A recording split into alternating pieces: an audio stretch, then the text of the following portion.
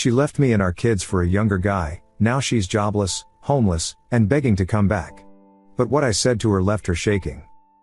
I never thought I'd be writing this, but here I am at 3 a.m., can't sleep, and I need to get this off my chest. Maybe some of you have been through something similar. Maybe you can tell me I'm not losing my mind. I'm Aaron, 37, and I work as an astronomical data analyst at a research observatory about 40 minutes outside the city. Sounds fancy, but it basically means I stare at computer screens all day, analyzing light patterns from telescopes, looking for anything unusual in the cosmos. I love my job. There's something humbling about studying objects billions of miles away while your own world is falling apart right under your nose. Demi and I met in college. She was studying music education, I was deep in astrophysics. Opposites attracted, I guess. She used to say my head was in the stars while her feet were firmly planted on Earth. 11 years of marriage, 3 kids, Sophia, 10, Oliver, 8, and Ruby, 5. We had what I thought was a solid life. Demi taught? I don't even know anymore, music at the local middle school. She's good at it. Really good. Kids love her because she makes learning fun, turns theory into games, has this way of making every student feel like they could be the next Mozart. At home, our house was always filled with music. Piano in the living room, guitars in the corner, Oliver's violin, Sophia practicing scales. Even Ruby had her little toy keyboard that she'd bang on while Demi played real melodies over the noise, making it sound like they were performing together. But something shifted about 6 months ago. It started small. Demi began complaining about her job more. Not normal work complaints, everyone has those. This was different. She'd stare at her lesson plans and say things like, I'm teaching 12-year-olds to play Mary Had a Little Lamb while my talent rots. She'd been a performer in college, small gigs at coffee shops and bars. Good, but not great. She chose teaching for the stability, especially after Sophia was born. Now suddenly, that choice was suffocating her. The piano lessons she gave in the evenings started getting cancelled. First one here and there, I'm just too drained today. Then it became regular. Instead, she was going to open mic nights downtown.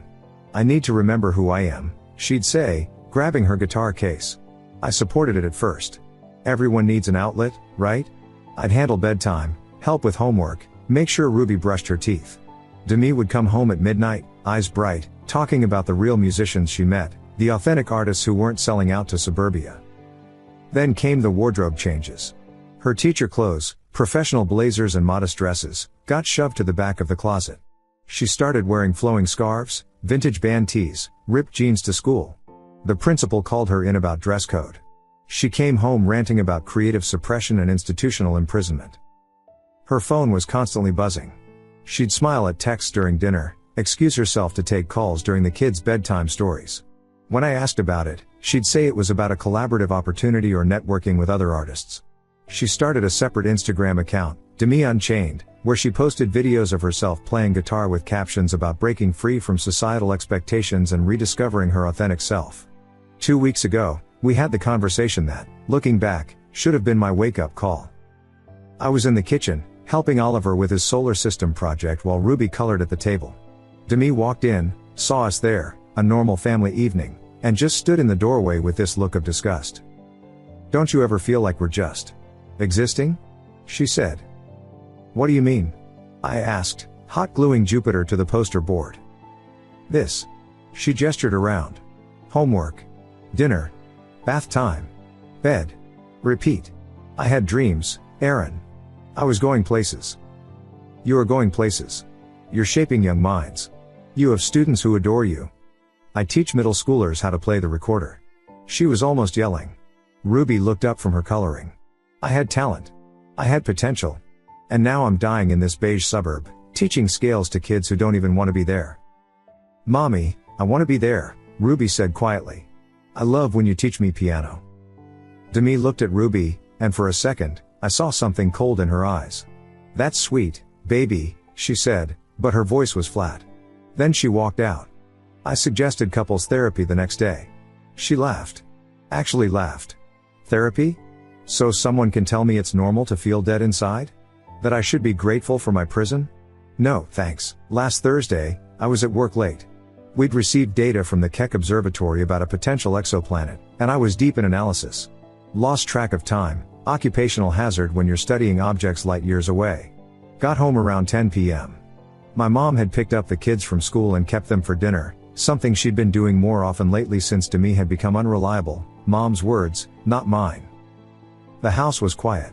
Too quiet. Our bedroom door was closed, but I could hear movement inside. Drawers opening and closing. The zipper of a suitcase. I opened the door to find Demi surrounded by clothes, 2 large suitcases on the bed already full. She was packing her music equipment into boxes, sheet music, metronome, her good microphone. "What's going on?" I asked, even though part of me already knew. She didn't even look up. "I'm leaving." Just like that. No build-up, no fight that triggered it. Just I'm leaving. "Demi, what are you talking about? Where are you going?" She finally looked at me, and her eyes were bright with something I hadn't seen in years, excitement. "I've been dead inside for years, Aaron. Years. Going through the motions, pretending to be satisfied with lesson plans and PTA meetings and soccer practice. I met someone who sees me for who I really am. Someone who understands that I'm an artist, not a suburban robot." "You met someone?" The words felt foreign in my mouth. "Tristan. He's a music producer. 28, and he's already worked with real artists. He was at the open mic last month, saw me perform. He says I have raw talent that's been suffocated by conformity. He wants to help me create something real." 28. A music producer. My wife was leaving me and our 3 children for a 28-year-old who fed her some lines about her raw talent. "What about the kids?" I asked. "They'll be fine. Kids are resilient. And they have you, stable, reliable Aaron with his stable, reliable job. They don't need me holding them back." "Holding them back?" "Demi, you're their mother. And I'll still be their mother. Just from a distance. While I figure out who I am. While I become someone they can actually be proud of, not some bitter music teacher who gave up on her dreams." She zipped up the suitcases. Through the window, I could see headlights in our driveway. A van with band stickers all over the back window. "He's here," she said, like she was announcing a pizza delivery. I watched her carry her suitcases downstairs. Watched her load her keyboards, her guitars, her boxes of music into this stranger's van. Our wedding photos still hung on the wall as she walked past them without a glance. The piano in the living room, the one we'd saved for 2 years to buy, where she taught all 3 kids their first songs, sat silent as she headed for the door. "I'll be in touch about seeing the kids," she said. "Once I'm settled. Once I figure things out." Then she was gone. Tail lights disappearing down our street while I stood in the doorway of a house that suddenly felt like a movie set, all the props still in place but none of the life. I walked upstairs to Ruby's room. Her little toy piano sat in the corner, the one Demi gave her last Christmas. Above it, Ruby had taped a drawing to the wall, stick figures labeled Mommy and Daddy and me and Oliver and Sophia, all holding hands in front of a house with music notes floating around it.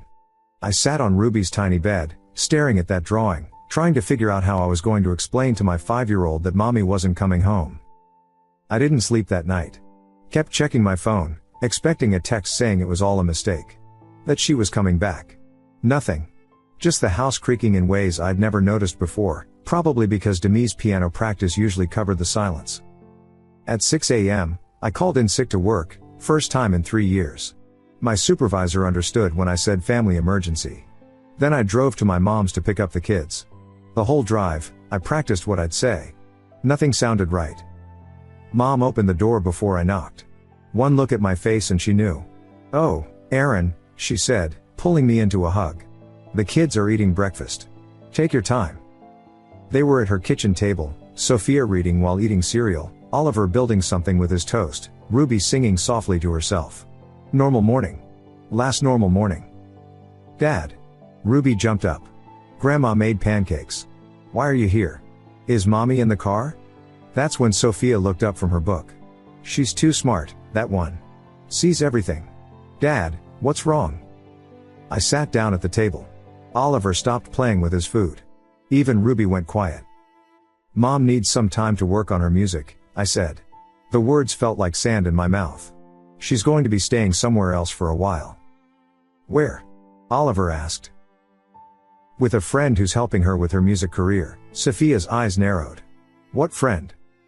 "Someone from her music community. His name is Tristan."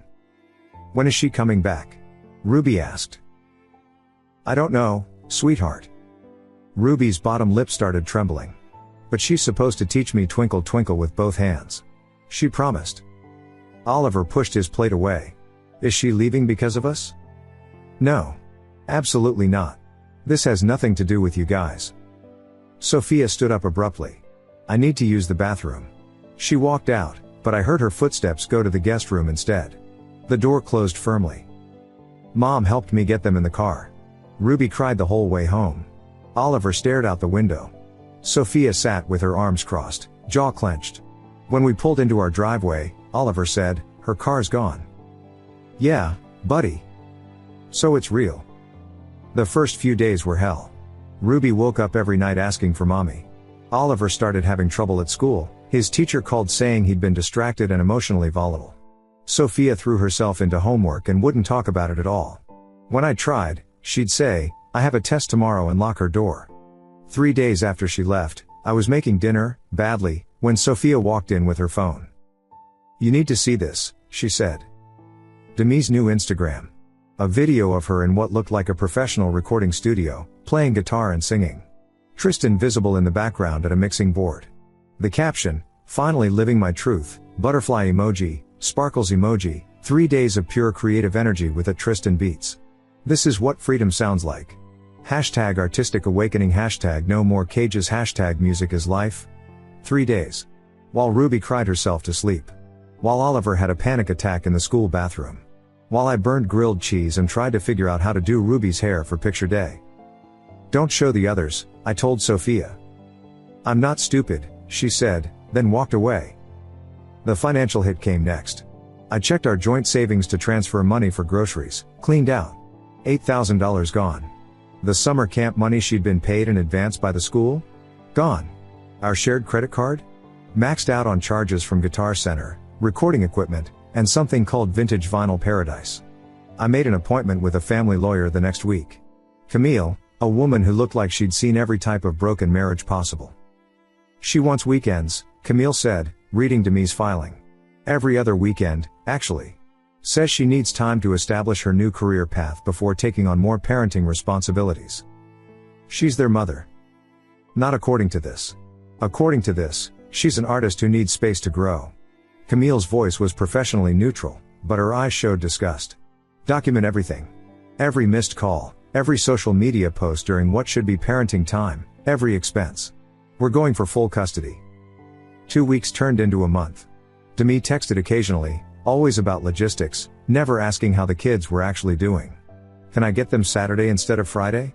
I'll drop them off early Sunday, Tristan has a gig. The kids were struggling. Ruby stopped singing entirely. Not even humming.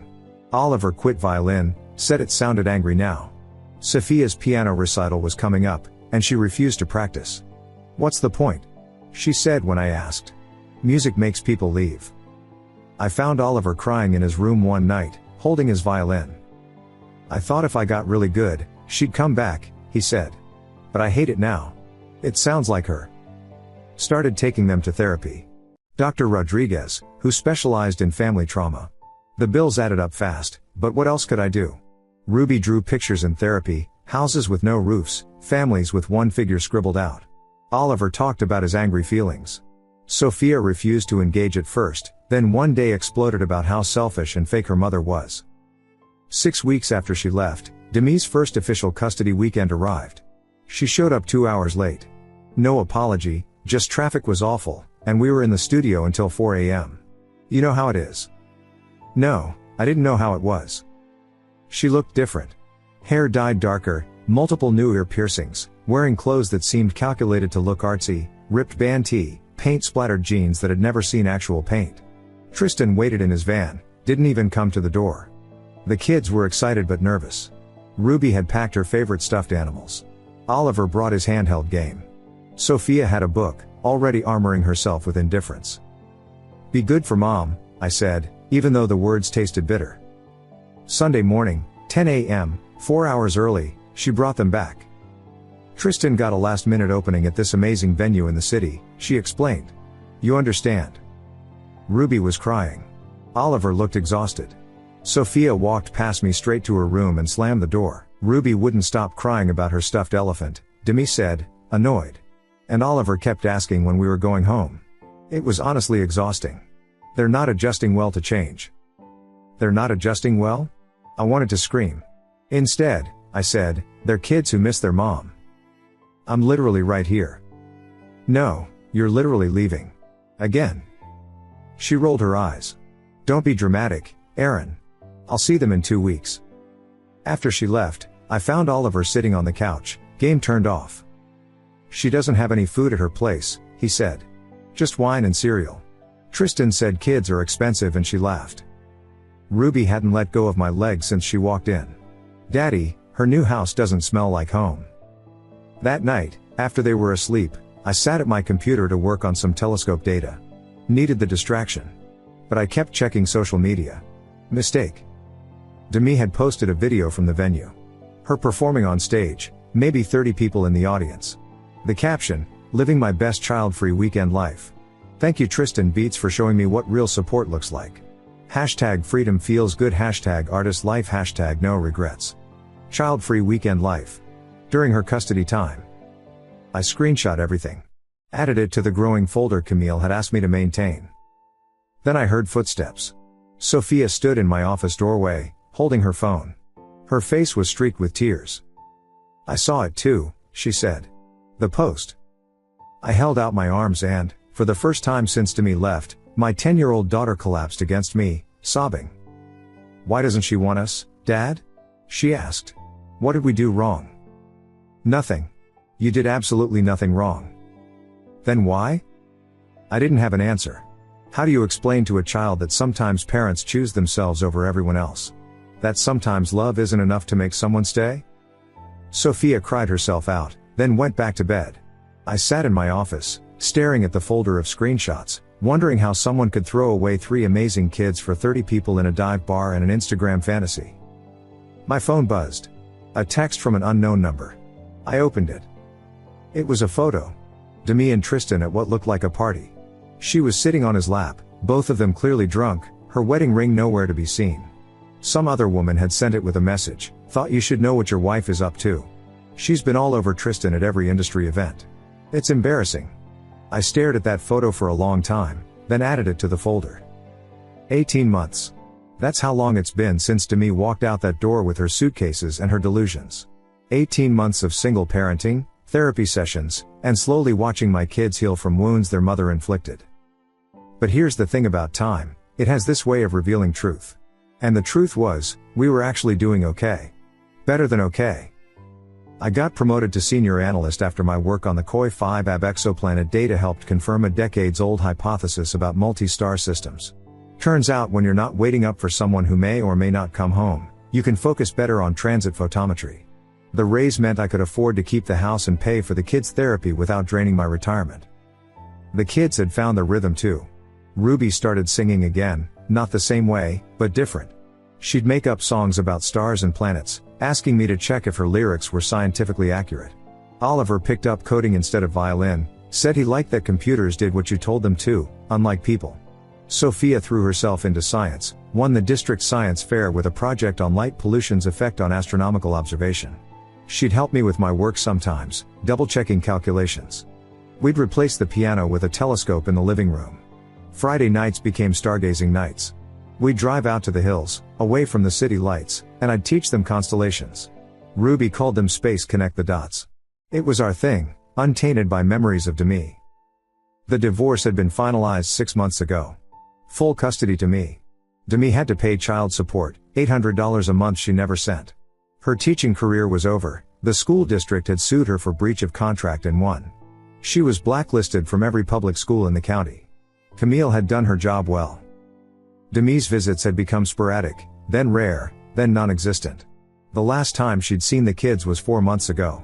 She'd shown up high, Tristan waiting in the car, and tried to take them to some immersive musical experience that turned out to be a rave. I'd refused to let them go. She'd screamed about parental alienation. Sophia had looked her dead in the eye and said, "You alienated yourself." That was the last time, but I kept tabs through mutual acquaintances. Not because I cared, but because I needed to know if she might show up and destabilize the peace we'd built. "You're not going to believe this," my friend Keith said over coffee. He worked at a music equipment shop downtown, knew all the local musicians. Demi came in yesterday trying to return $3,000 worth of recording equipment. Said she needed the money for rent. Tristan's not covering it?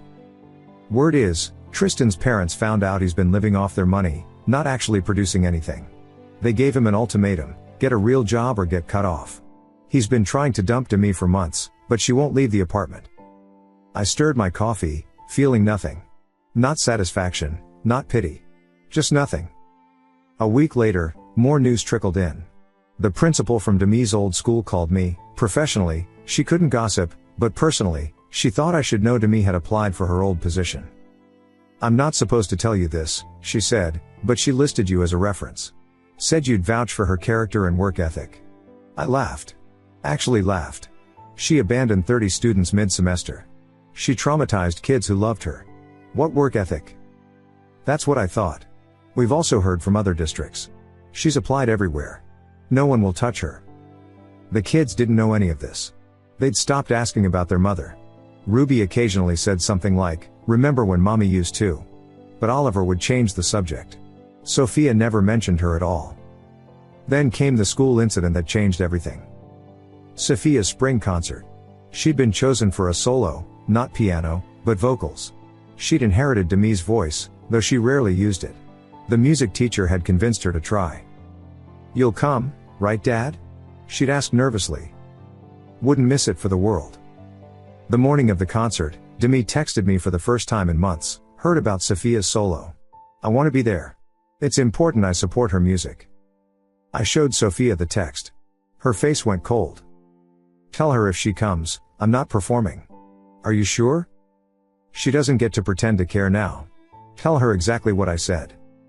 I did. Demi responded with a long rant about parental rights and how I was poisoning the kids against her. Then, "I'm coming anyway." The concert was at 7 p.m. I arrived early with Oliver and Ruby, got seats in the third row. The auditorium filled with parents and siblings. Sophia peeked out from backstage, saw us, smiled nervously. At 6:55, Demi walked in. She looked rough.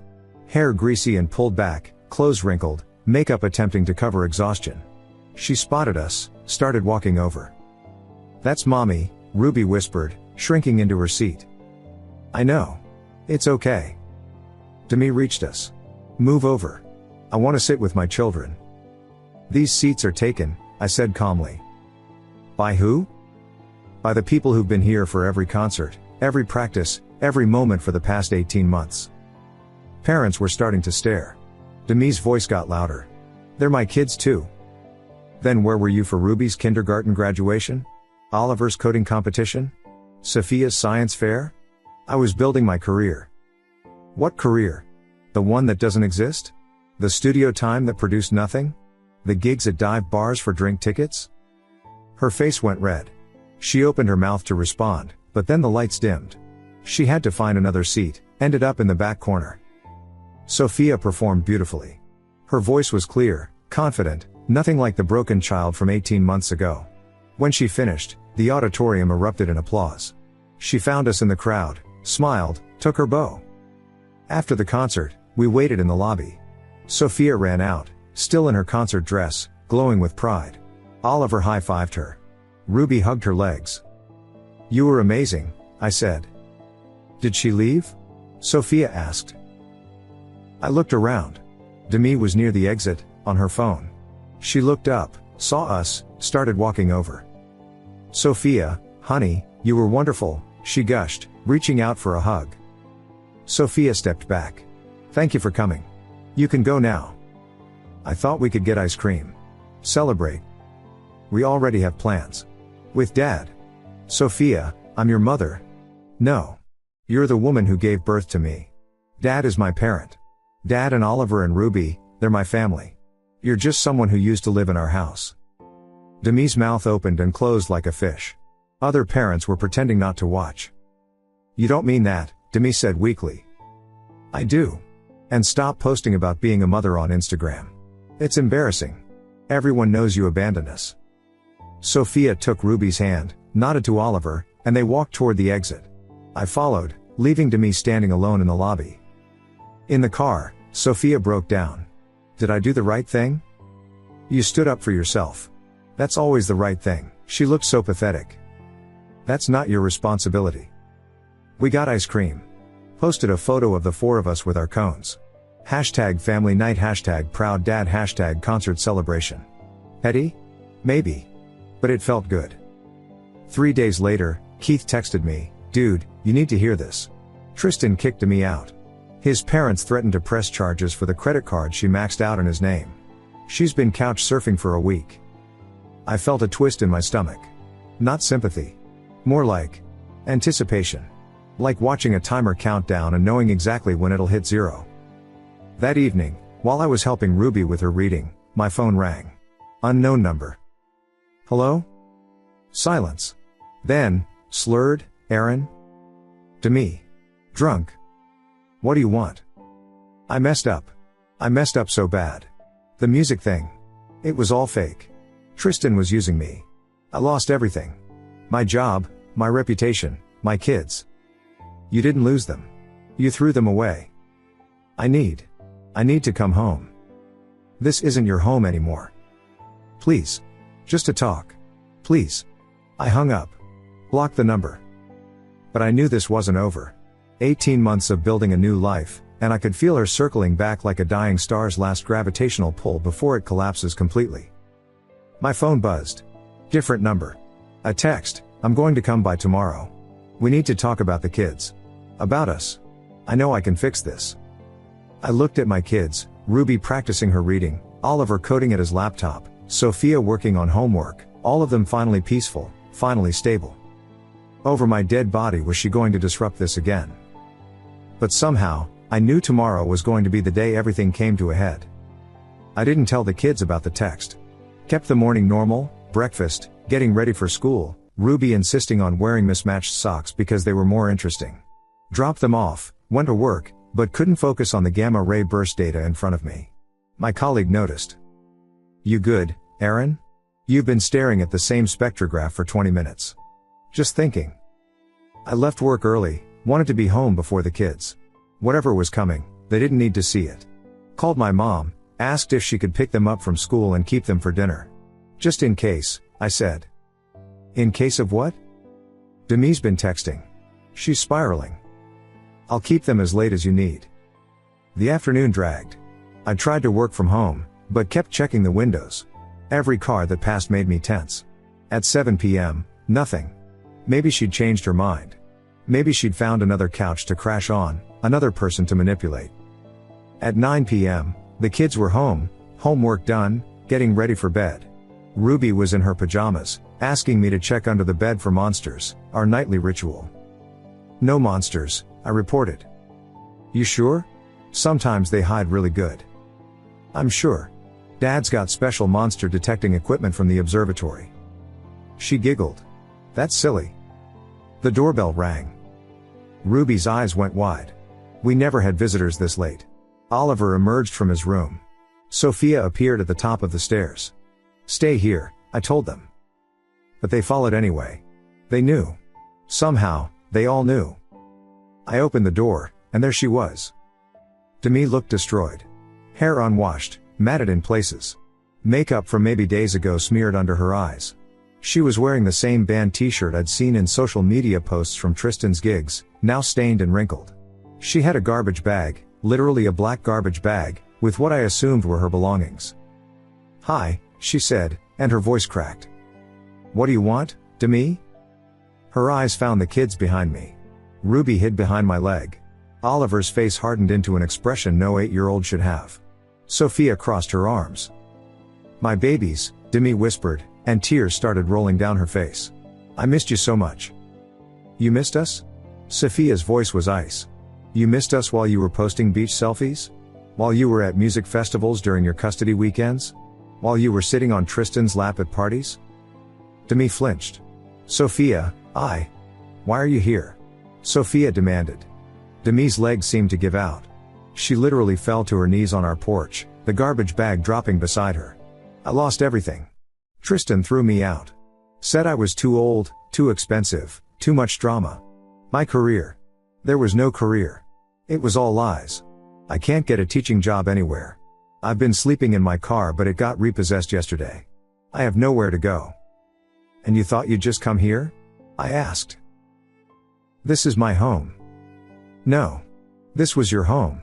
You walked out that door with suitcases and promises of finding yourself. Remember? You said we were holding you back. I was confused.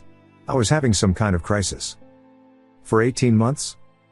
She turned to the kids, mascara now streaming. Please, babies. Mommy made a mistake. Don't you want us to be a family again? Ruby pressed harder against my leg. Oliver spoke first. You're not our mom. Oliver, Demi gasped. Moms don't leave. Moms don't choose boyfriends over bedtime stories. Moms don't miss concerts for parties. I'm still your mother. No, Ruby said quietly from behind my leg.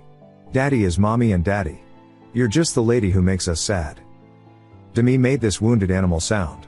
She reached out toward Ruby, who recoiled. Don't touch her, Sophia said sharply. Don't touch any of us. I'm your mother. You were, Sophia said. Past tense. You quit. You don't get to come back just because your boyfriend got tired of you. Demi turned to me, desperate. Aaron, please. Just let me stay tonight. Just the couch. I'll figure something out tomorrow. I'm begging you. Where were you when Ruby had nightmares for 3 months straight, crying for you? I didn't know. Where were you when Oliver's anxiety got so bad he couldn't eat? You never told me. Where were you when Sophia stopped playing piano because music reminded her of abandonment? That's not fair? Fair? My voice echoed off the houses. You drained our savings. You maxed out credit cards. You abandoned your students. You traumatized our children. You chose a 28-year-old's fantasy over your family's reality. And now you want to talk about fair? I was trying to find myself. And did you? Did you find yourself, Demi?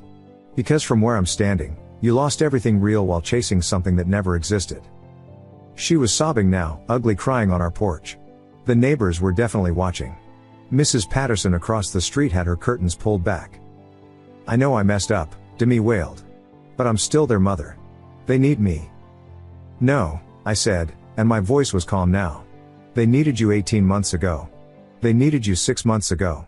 They needed you at concerts and competitions and bedtimes and morning drop-offs. But you weren't there. And slowly, painfully, they learned to not need you anymore. You turned them against me. I held them while they cried themselves to sleep. I took them to therapy.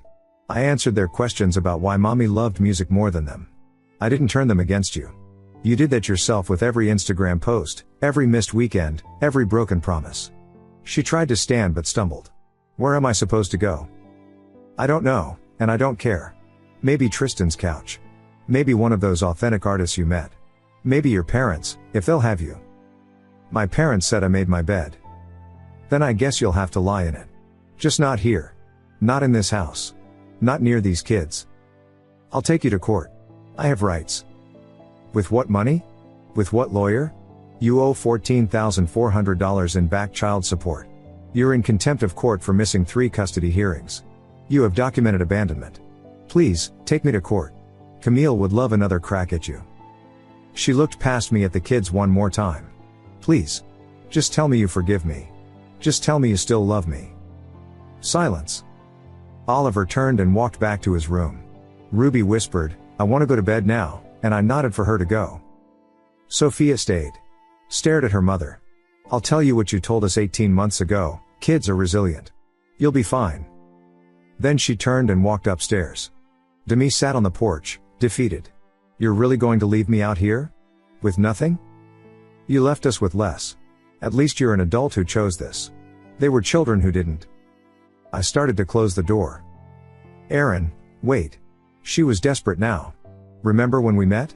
Remember how we were? You loved me once. I loved someone who doesn't exist anymore. Maybe never did. The Demi I loved wouldn't have done this to her children. Wouldn't have chosen Instagram likes over Ruby's hugs. Wouldn't have picked studio time over Oliver's violin recitals. That's still me.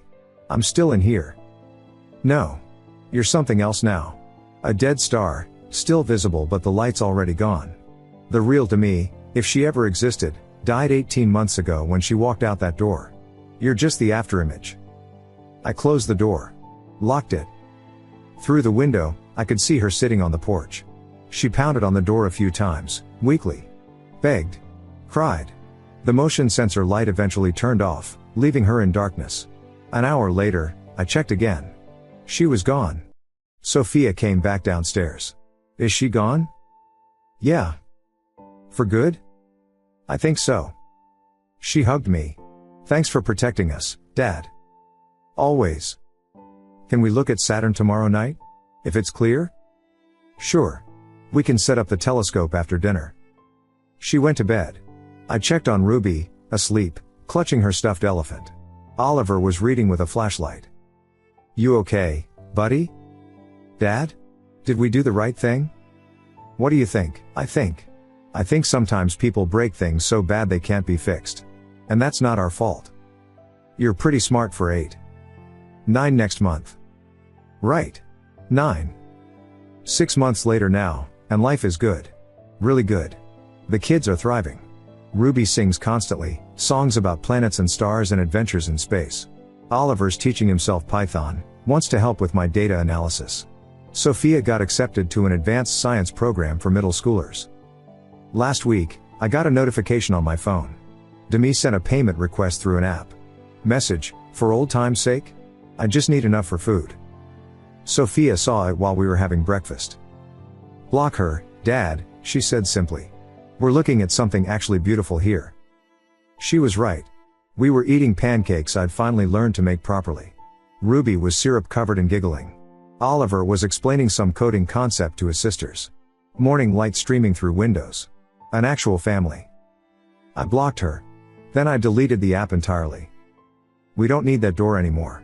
It's not just closed, it's sealed, painted over, and we've built something new and stronger on this side of it. Sometimes, when I'm analyzing data from distant galaxies, I think about what Demi became. A collapsed star, dense with regret, pulling everything around it into darkness. But here's what I've learned about black holes: the best way to survive them is to stay outside their event horizon. We're millions of miles away now, and accelerating. Thank you so much for watching until the end. If you really like our videos, please don't forget to like, share, and subscribe. Have a great day.